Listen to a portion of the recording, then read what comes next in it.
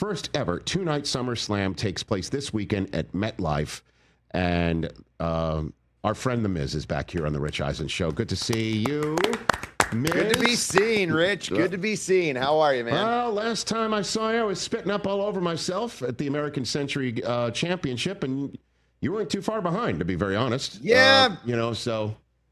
You know what's sad? What is I started an entire YouTube channel dedicated to getting better to the American Century Championship. Yes, sir. My goal was to beat Charles Barkley. I was going to beat George Kittle. I thought maybe even Marty Fish. I mean, who knows? I was grinding, Rich. Yes, you I were. was out there each and every day working on my swing, working on putting, working on everything you could possibly think of to get myself ready. Put it on YouTube. All the errors, all the trials, all the tribulations that I was going through. I had the best of the best trainers training me. George Gangus, James Ledbetter. I had all these people like working with me, guiding me, getting my swing better. And I go there and I just lose it. I lose everything. And I played horribly. I did better than I did last year. Yes. My swing is better. I felt better. I felt like every time I was playing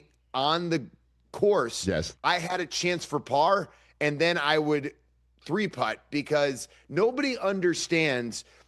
Everyone plays with like a foursome, right? You're with your buddies, you're with your friends. It all changes when you deck someone in the audience that is just there standing watching.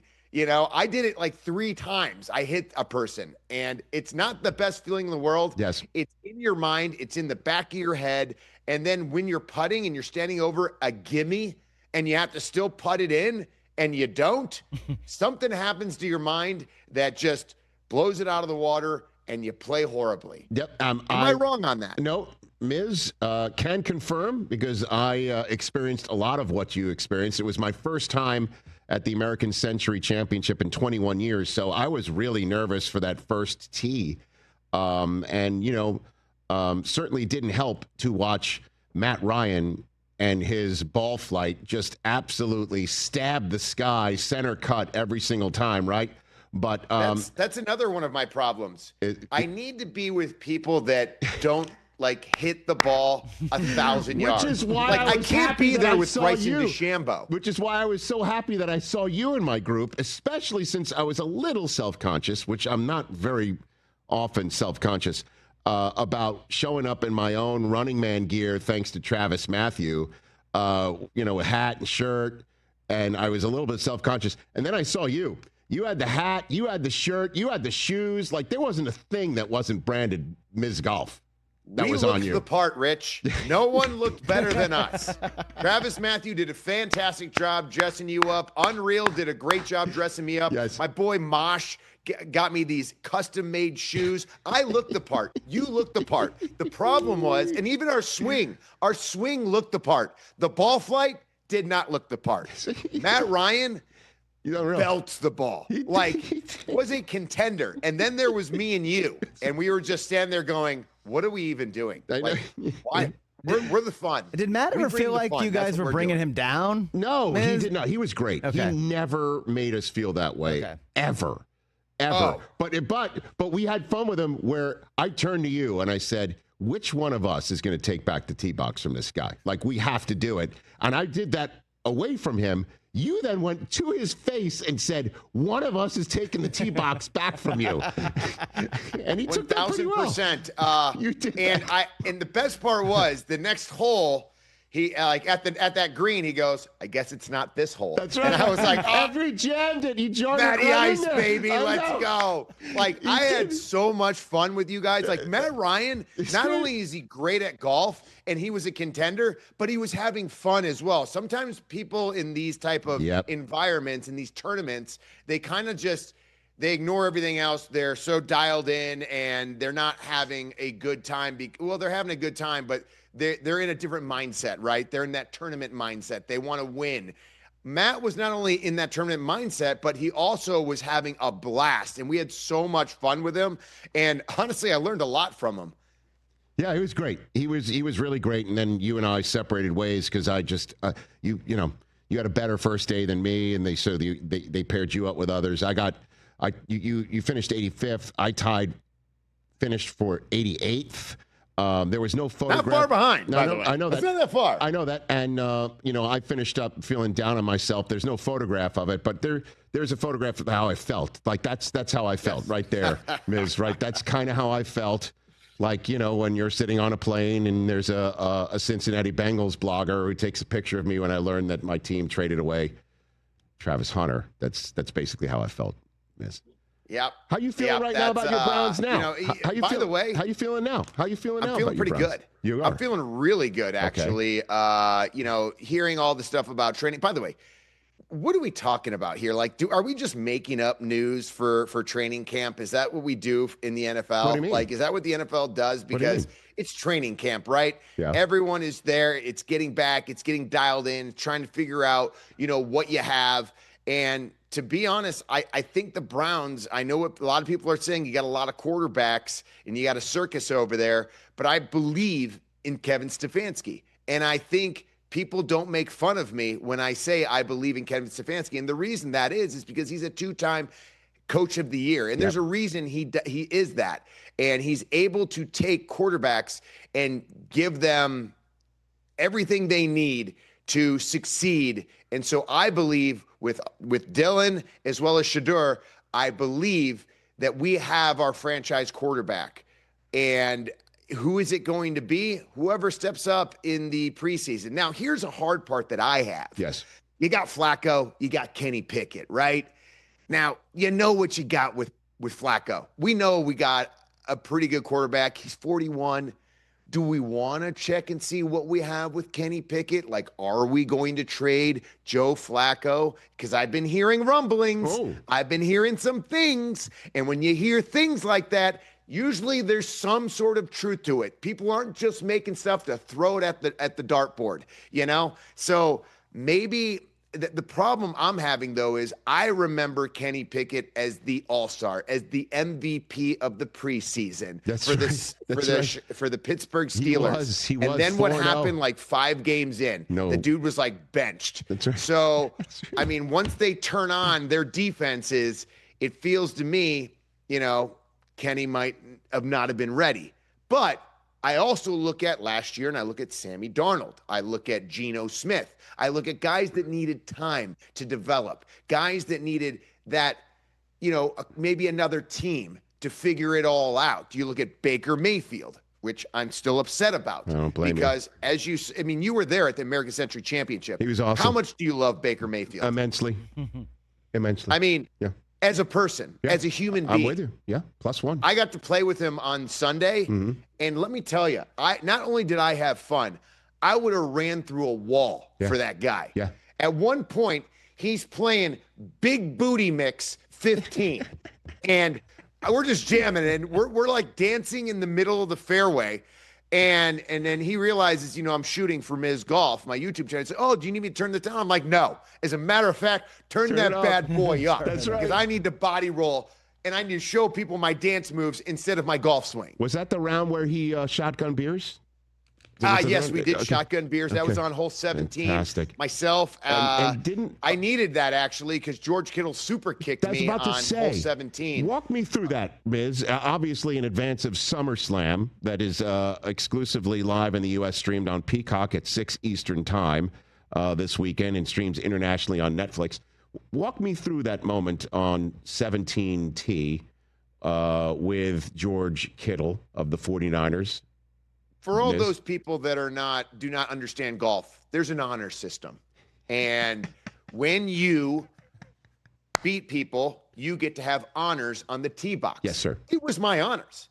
Maybe George got lost in the moment because there were thousands of people, watching him play golf, and he goes up and steps up to the tee box. It was my honors.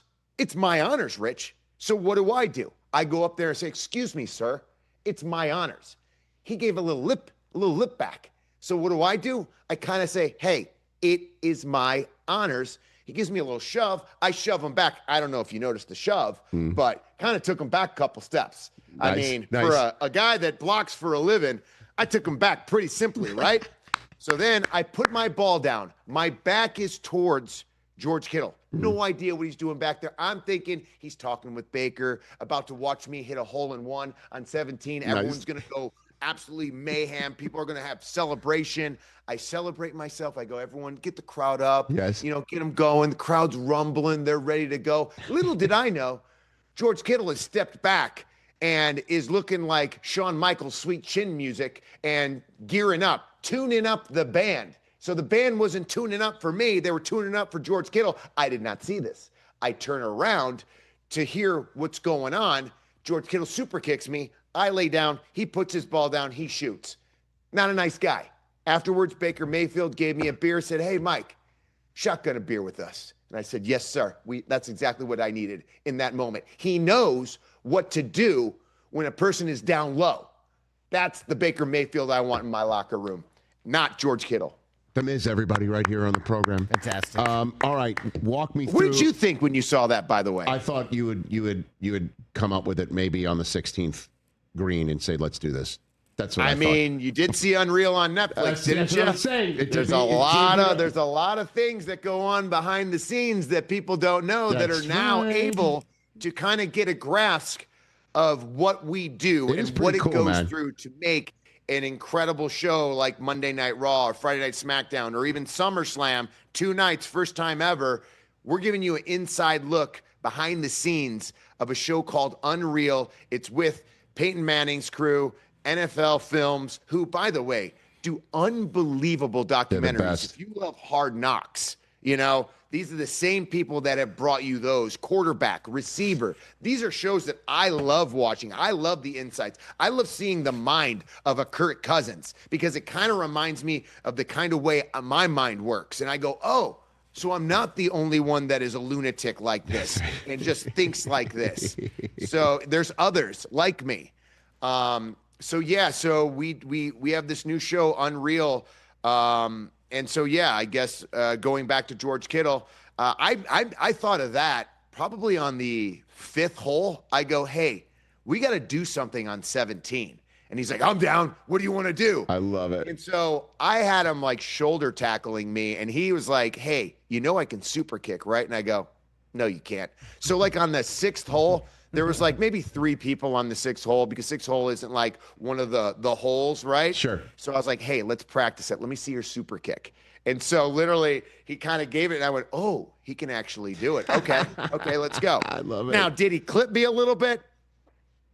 Sure. But I'll take that all day for the audience on NBC as well as the audience out there. The Miz, everybody. Again, you're referring to WWE Unreal that debuted on Netflix July 29th. Season 1 includes Have you seen it yet? 5 50-minute episodes. I don't have time to watch television, but I will definitely do it. Triple H is narrating the docuseries. It's awesome.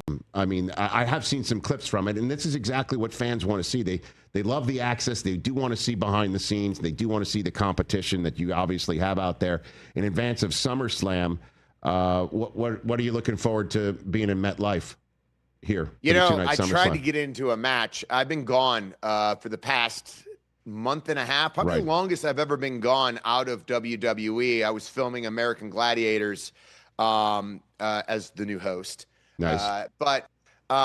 And so I haven't been back. So I literally came back, I think, last week. So there's not enough time for me to like develop a story to get into a SummerSlam. So it's a little wonk. So I'm like, I really want to be in SummerSlam. It's like a big show of ours, especially in the summer. It's the biggest party of the summer. And Drew McIntyre got landlocked in UK, forgot his passport. And he's in a big tag match with him and Logan Paul versus Jelly Roll and Randy Orton. So what do? I cut a promo and I say, hey, if this guy's out, I'm in. Because if this guy's going to be irresponsible and not bring his passport all the way to the UK because he's got to do a wedding, then this guy will be responsible. This guy will show up on the day and perform to the highest levels. However, he found a way back. I guess Logan got him back. And so that's going to be an incredible match. I can't wait to watch that. I can't wait to see what Jelly Roll does. Some people say, big fans like of WWE, uber fans, which our fans are very, very passionate. Whenever celebrities come into WWE, they always go, well, that spot could have been a person like myself. It could have been my spot, that Jelly Roll took. But I look at it as Jelly Roll's bringing a whole new audience. And I want to see what Jelly Roll, an intrigue, because I want to see, I've watched Jelly Roll's mission to lose weight. I mean, I saw this guy at SummerSlam last year. I was in the ring with him. And when I hugged him, it was like this. And now when I hug him, it's like this. It's incredible. It's remarkable what he has been able to do to transform his body and get him in shape. And he's been saying the reason he's wanted to do that, not just to get healthy, but he wants to get in a WWE ring. Wow. And now he's going to have this chance. Unfortunately, he has his chance against Logan Paul, who I still believe hasn't touched the surface of how talented he truly is. Nobody understands. Like, you can look at Unreal and you can watch the documentary, you can see the insights, but when you get in a WWE ring, I can feel a person, and I know I've been there long enough, who is going to be a star and who is going to be the next big thing. I felt it with AJ, I felt it with Roman Reigns, and I feel it with Logan Paul. And I think he hasn't scratched the surface of his talent. Wow. This is going to be a match to watch. Anytime Roman Reigns is back, I look at him as the GOAT. I also look at John Cena as a GOAT. And he has been, it's been pretty incredible to watch, because I'm used to Super Cena, right? Mm-hmm. I'm used to the guy that everyone's cheering. To see him be on a farewell tour, this is his last SummerSlam. We've already seen his last Royal Rumble. We've seen his last WrestleMania, and now we are here in his last SummerSlam, and he's going up against Cody Rhodes for the undisputed WWE Championship. And who's going to win that? I don't know. And again, it's the first ever two-night SummerSlam. Takes place this weekend. MetLife begins at 6 p.m. Eastern time on Peacock, internationally on Netflix. You just mentioned it's Cena's farewell SummerSlam and his farewell tour. Unreal premiered on Netflix on July 29th, and you, sir, on August 13th and 14th, Wednesday and Thursday of that week, are sitting in this chair to guest host this program, Miz, and I can't wait for you to do it. It's going to be a blast. I am so excited. When we were golfing at ACC and you were like, hey, would you ever want to, step in? I was like, what do you mean? Step in and host my show? And I go, it would be an absolute honor. I mean, it would be a dream. I watched this show. I've known you for so long. Right back and at to be you. able to step into your shoes and sit at your desk, yes, sir, and be able to put on a show like, hopefully only I know how. That's maybe right. A little bit by you, but I plan on making it absolutely entertaining. Sports talk, entertainment, you name it, we're going to do it. It's going to be a lot of fun, and I appreciate you allowing me to do it. Of course, and just know this, Rollins did it, and he set the bar high, He set it really high. I watched it, and I was actually proud, because I know people don't understand that you make it look so easy. Oh, you man. really do. It's like with WWE superstars. I'd like to see an Unreal with the Rich Eisen Show, to be honest with you, Okay. because you guys got a lot going on back there Okay. that people don't see and people don't understand. Okay. If you're on the air for 3 hours a day, Yes, sir. that's a lot. That's a lot of talking and a lot of things to keep it moving, and you make it so effortless Thanks, and pal. seamless. Seth Rollins did exactly that as well. Gave me everything I wanted for a Rich Eisen show, and I plan on piggybacking off of what you guys did and hopefully elevating it as much as I possibly can to do the best I possibly can for you and the show and your fans, Gonna be as well great. as my fans. Love you, man. Can't wait. Thanks, Miz. Go on with Thanks, the rest guys. of your day. Appreciate you. the time. Always great to see you. Catch the Rich Eisen Show live weekdays from 12 to 3 p.m. Eastern on Roku Sports Channel in the U.S.